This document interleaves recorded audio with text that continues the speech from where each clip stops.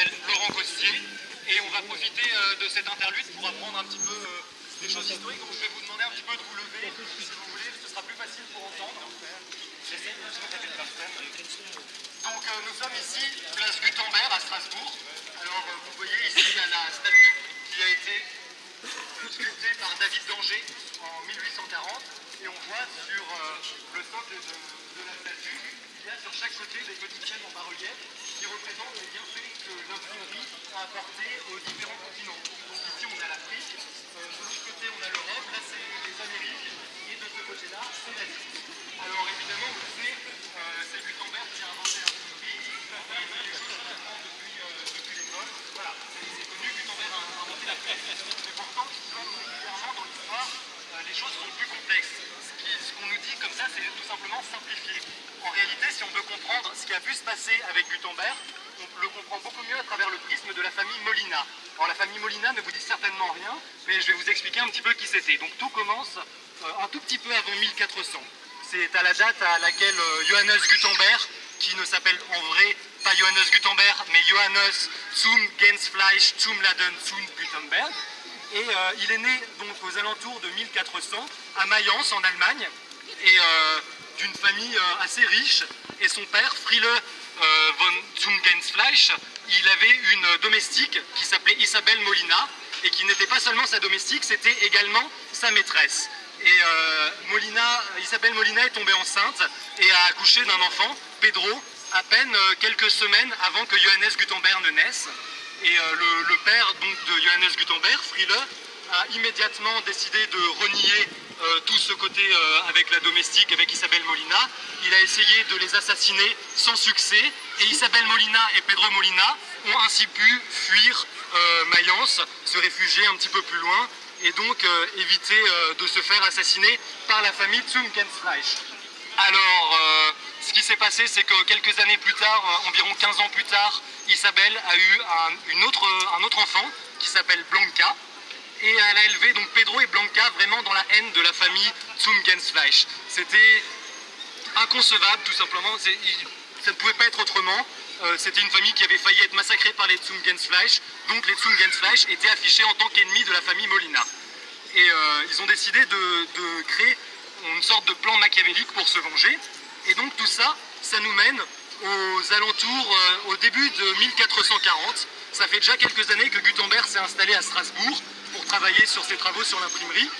Et à ce moment-là, rien n'est encore vraiment totalement fait, c'est surtout des essais, des expérimentations. Mais le bruit court à Mayence, donc la ville originaire de Gutenberg, qu'il y a le petit Johannes qui est allé à Strasbourg pour travailler sur un projet qui visiblement pourrait rapporter beaucoup d'argent.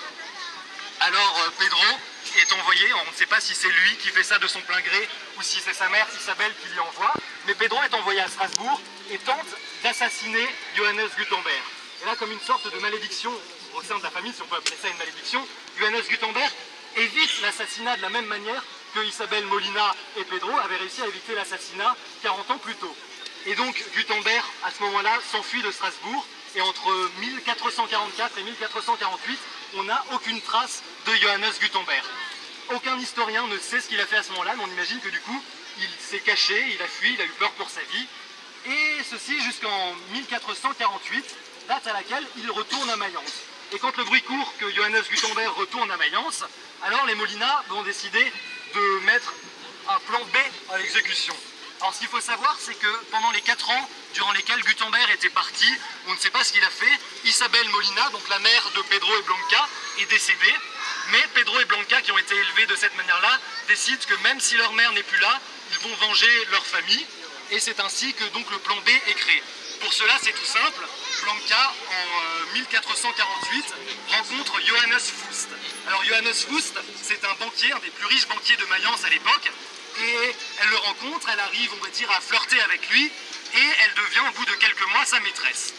Et à ce moment-là, après quelques mois de relation, elle arrive à lui faire comprendre qu'il y a peut-être quelqu'un, Johannes Gutenberg, qui aurait un projet dans lequel il serait bon d'investir.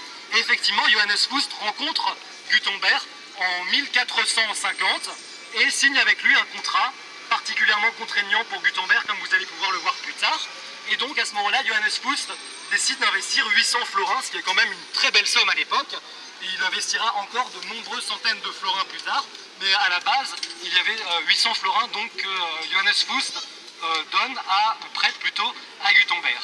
Alors Gutenberg à ce moment-là donc, est à Mayence et dans son atelier il crée les premiers livres imprimés. Alors on parle de la fameuse Bible de Gutenberg qui a été imprimée entre 1452 et 1455. Et en fait pendant toute cette période où Gutenberg a son atelier, il y a d'un côté Pedro qui va dans l'atelier des fois pour des actes de sabotage.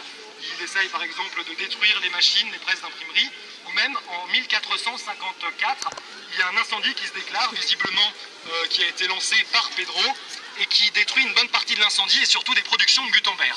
Et tout ceci nous mène en 1455, où il y a Blanca qui a réussi à convaincre son amant, c'est-à-dire Johannes Fust, que Gutenberg, il est vraiment en faillite actuellement et qu'il n'arrivera jamais à lui rembourser l'argent qui avait été investi par Fust. Du coup, Fust mène Gutenberg au tribunal et la suite, on la connaît, Gutenberg perd son procès, il n'arrive pas à rembourser les 2500 florins qu'il devait à Fust et il se retrouve obligé, vu les termes de son contrat, de laisser à la fois son imprimerie et ses machines à Johannes Fust et Peter Schoeffer, qui était un de ses associés dans l'imprimerie. Donc Gutenberg se retrouve sans rien. Il tente, quelques années plus tard, toujours à Mayence, d'ouvrir d'autres imprimeries, mais cela ne marche pas aussi bien. Et en fait, à ce moment-là, une fois que Fust et Schoeffer ont eu l'imprimerie et les machines, ils décident d'emmener tout ça à Paris pour créer la première imprimerie en France. Donc ça se passe aux alentours de 1456-57.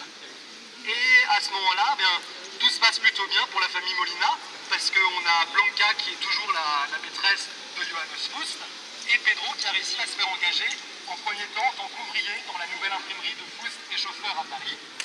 Et Fust va mourir en 1466. À cette date, Pedro devient associé de Peter Schoeffer et il en profitera pendant 2 ans parce que Pedro va mourir en 1468. Et c'est à ce moment-là que Blanca, qui n'a plus aucun lien avec l'imprimerie, ni par son amant qui est désormais mort, ou par son frère qui est mort également, Blanca décide, elle a été éduquée en fait pendant une vingtaine d'années par Johannes Fust, qui rappelons-le est un banquier très riche, très cultivé, qui lui a appris à lire, à écrire, qui l'a vraiment éduqué. Et Blanca, qui sait donc parfaitement écrire, à la fin de sa vie, elle décide d'écrire ses mémoires. Et c'est ainsi qu'aujourd'hui, on peut connaître effectivement cette histoire, savoir d'où ça vient et savoir que Gutenberg effectivement a inventé l'imprimerie, mais il y a beaucoup d'autres choses qui se passent derrière et qu'on oublie généralement de rajouter. Et donc cette histoire des Molina nous permet aujourd'hui de comprendre un petit peu mieux l'histoire de l'invention de l'imprimerie aux alentours de 1450 et de voir tout simplement que Isabelle et ensuite ses enfants Pedro et Blanca, à leur manière, participer activement d'une certaine façon à la création de l'imprimerie, tout en essayant de nuire à Johannes Gutenberg. Donc je vous remercie de l'attention que vous m'avez portée et on va pouvoir continuer sur le reste du programme. Si jamais vous avez des questions ou quoi que ce soit, je peux...